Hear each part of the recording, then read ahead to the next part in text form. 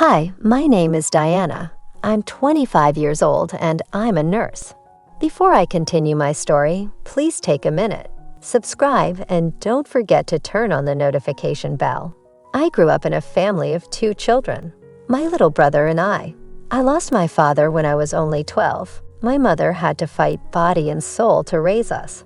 She had 2 jobs. She worked in a restaurant during the day, and at night she was a waitress in a snack bar. She needed both jobs to make ends meet. Fortunately, we managed to get by somehow. When I was 16 years old, my mother also left us. She died of cancer. My brother and I became orphans at a very young age. Not having an adult who could adopt us, social services planned to place us in foster homes. I was very devastated at the thought that we were going to be separated. So I went to meet a friend of my mother's at her house to tell her about the problem so she could help us. Auntie Kerman, she was Mom's best friend. She had no husband, let alone children. She lived alone. According to what Mom had told me, she was married once, but couldn't bear children. So after her divorce, she was living alone in a lavish house, and I thought that she could easily accept us. So I got up immediately and went to her house. Auntie Carmen, are you there? It's me, Diana. Come in, my daughter, I'm here. Hello, Auntie, how are you? I'm fine, my daughter. I hope you are too. No, Auntie, I'm not well. Now that Mom is gone, the social services want to send us separately to foster homes. They said that if there is no adult to adopt us, we will be placed in a foster home, and I don't know what to do. Yes, of course, that is obvious, but didn't your mom tell me she had a sister? She told us, but I don't even know her. We haven't heard from her. Please, Auntie, can you adopt us?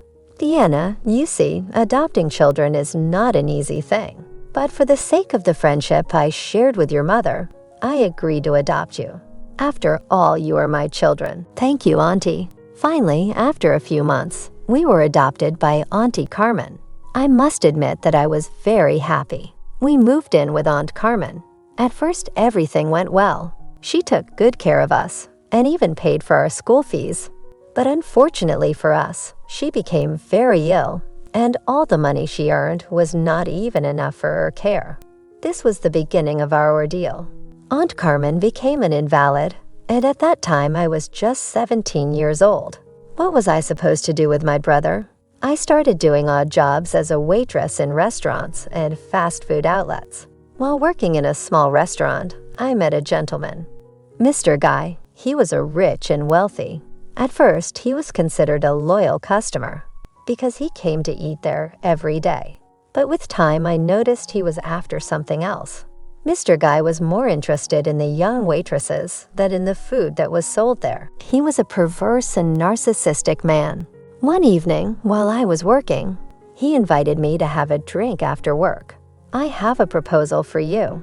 I would like to have a drink with you when you are done serving. No worries. After finishing my work, I joined Mr. Guy, who was waiting for me at the back of the room. He offered me a drink and I gladly accepted. I must admit that I was the dating type. I was not afraid of anything, if I can put it that way. During our conversation, Mr. Guy did not beat around the bush. I would like you to go out with me, and I can help you financially if you accept. When I heard this proposal, I was shocked a man like him, old enough to be my father's age, could ask me out. However, I was tempted to accept his proposal. I needed the money. After 2 months, I was already in a relationship with him. I wouldn't call it a real relationship. I was his sex object, and he was my official sponsor. We were together for 2 years, and Auntie Carmen didn't survive from her illness. She finally left us. By this time, I was already 18 years old. I was finally of age and could have custody of my little brother. The big problem was that I needed money to take care of him.